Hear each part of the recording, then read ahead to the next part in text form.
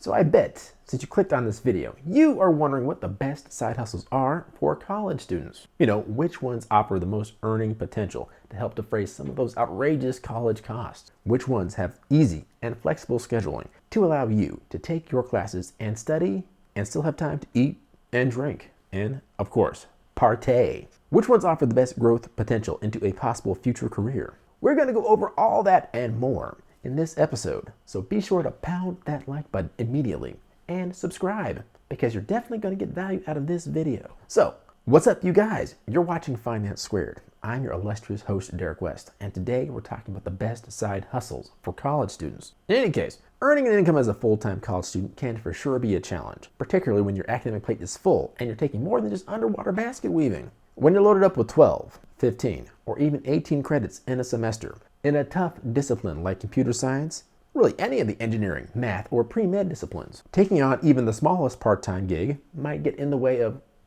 class, studying, homework, getting good grades, and the other important things that you just can't go without. Like eating and sleeping, and who can forget partying, as well as attending football tailgates. Assuming tailgating is still possible and legal in this new post-pandemic new normal. But thankfully, taking on a side hustle or two is a way to make money without spreading yourself too thin. Whether you're looking to pay down student loan debt, save some money, or you're just looking for some extra cash, side hustles are essentially part-time jobs that are usually freelance-based, so they're easier to commit to, since you can set your own hours and work from anywhere, fitting in your schedule before, after, or in between classes. That's my personal definition of what a side hustle is anyway. I'm sure a lot of folks have their own definitions, but they're mostly going to be based around the same thing. But with that, what are the best side hustles for college students? Well, let's take it back to my personal college experience. When in college, when I needed a little bit of extra cash, one of the things that I turned to do was to tutor. Now, I wasn't in college that long ago. It was like 2005, so it's not like I'm a dinosaur here. But the tutoring game has changed a little bit, and it's become easier and easier for a college student, somebody who is studying a subject, to be able to use that knowledge that they're gaining to make a little bit extra money on the side. So it's really never been easier. Whether you're setting up a Zoom call with a bunch of students, or maybe a one-on-one with a particular student who is willing to pay extra for your time. If you excel at a subject, then you can show that off by teaching it. And even if you're only a marginal student in that topic, there is no better way to master it than to teach it to someone else. There's the traditional way of advertising your tutoring services by just posting a flyer on the town square or the bulletin board somewhere. There's also the more up-to-date way of posting your services online somehow.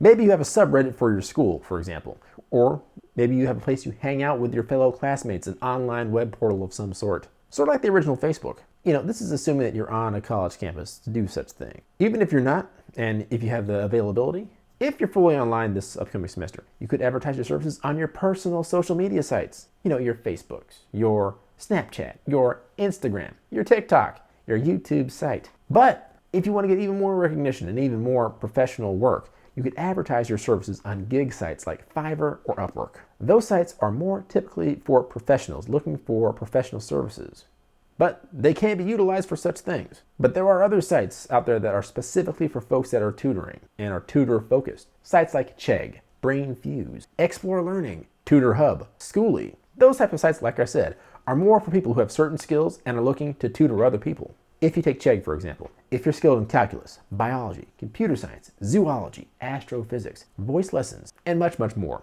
you can tutor for Chegg.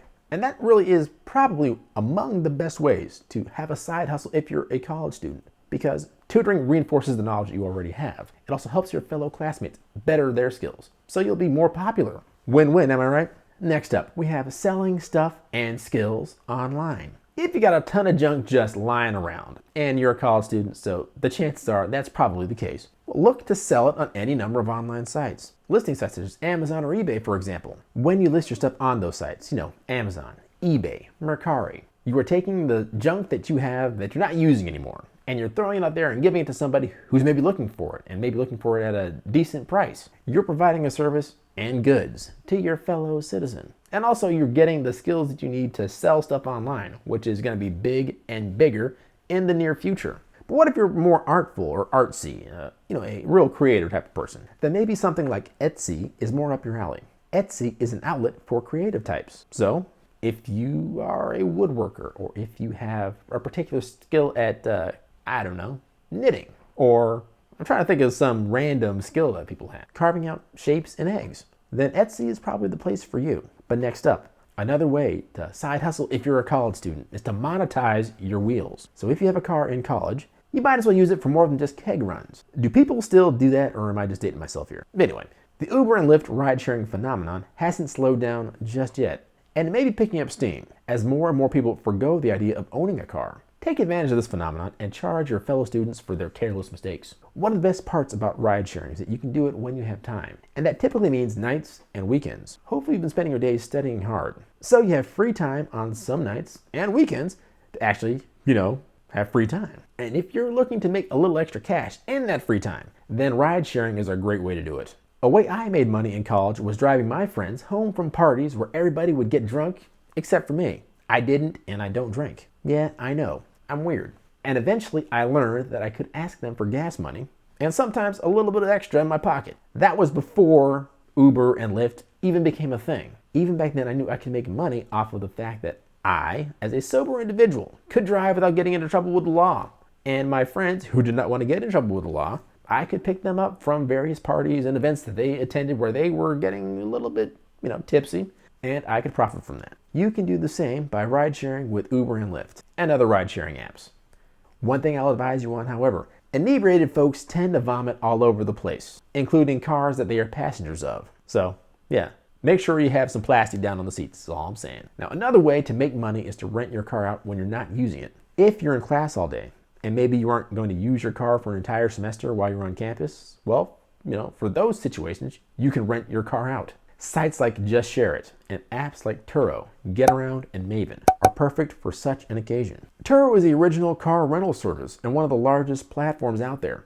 Getaround, a new competitor to Turo, also allows you to rent your car out. Maven is a car sharing service that focuses specifically on GM vehicles. So if you have a GM car, Maven is the thing for you. Now, the possible income from any of these ventures can be quite significant, about $1,000 a month if you do it right. That is enough money to make dent in anybody's student loans, or maybe even enough not to take out student loans in the first place. Like I mentioned, the best part about ride sharing is that you can set your own schedule. If you rent your car out, your schedule is you not having your car at a certain time. If you can Uber or catch a ride with a friend at the time that you're renting your car out, you're still making money passively. Oh, also, that's the best thing. That is true passive income, renting your car out to other folks. Now, admittedly, you will have to do all the maintenance on your automobile, as you own the automobile, presumably. So that is a little bit of work there, but it is mostly passive income when you rent out your own car. But next up, taking online surveys. Another way to make money in your spare time is to take online surveys. As you might imagine, companies nowadays are basing more and more of their strategies and decisions around gathering data on their customers and then selling them stuff. Radical, I know. But you can take advantage of that incessant need for data by becoming a survey taker.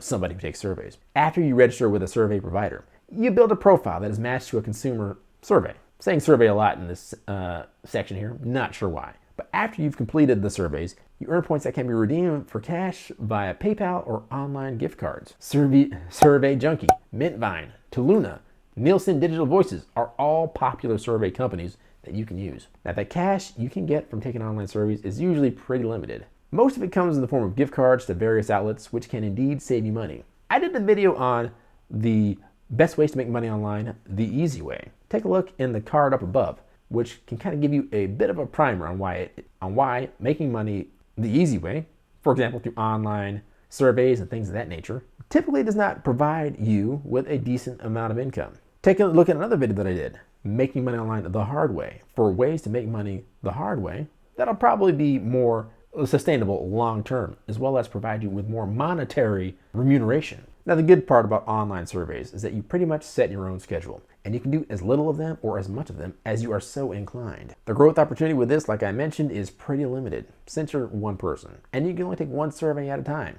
unless you write a bot that can take multiple surveys for you, which some people have done. I'm not naming any names, but it can be done. If you want something a little bit more fulfilling, maybe you can become a virtual assistant. Now, a native English-speaking virtual assistant is pretty hard to come by.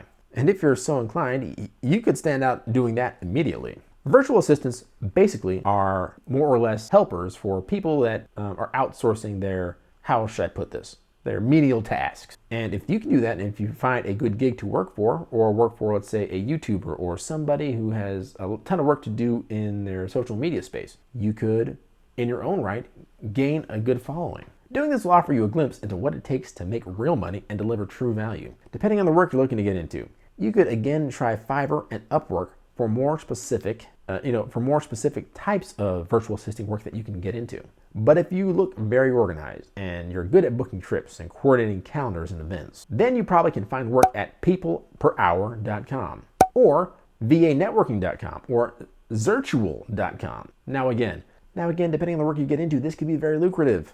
It also offers the side benefit of working with somebody who is already in the real world and trying to deliver value for themselves. You might even use this as a way to build experience on your resume for after college when you're looking for a real job. Or perhaps this could turn into a big career. The possible upside is enormous, as well as the short-term payouts. Another thing that you could do to make money online as a college student is to review apps and websites. One thing that app and website designers need is quality assurance. Trust me, as somebody who writes websites and apps for a living, quality assurance is one of the hardest parts of software design. And maybe you're studying to be a graphics or UI or UX designer, an online marketer, a web designer, or a programmer. If that is the case, being a QA tester is right up your alley as a way to make money on the side. Sites like Apperwall and usertesting.com offer such an opportunity for the enterprising side hustler. Apperwall has users download and use apps for specific periods of time so they can write a short review. For each approved review, Apperwall adds rewards into your account that can be redeemed via PayPal. And again, you could also go onto Fiverr or Upwork and offer your services as an app reviewer,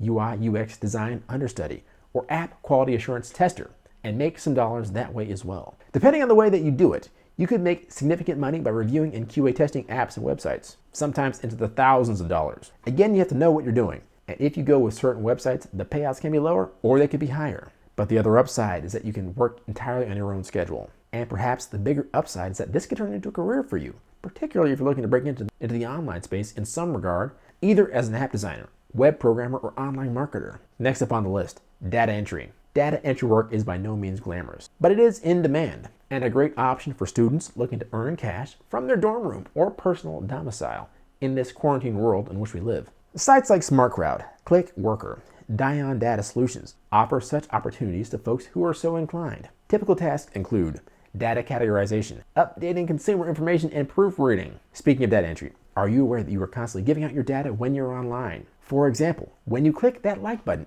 if you liked this video, you're telling YouTube, hey, this guy is high level and I think he's going all the way to the top. So yeah, like this video if you liked this video. And be sure to subscribe and click that notification bell to be alerted when we drop more great content, such as the content you're seeing on your screen right now. Go on ahead and click on one of the videos on the screen because it's sure to inform you about your business, technology, and personal finance future. And I like to close by saying that a goal without a plan is a wish, and a goal with a plan and no action is a wish list. Take action on your business and finances using the power of technology, and we'll catch you next time.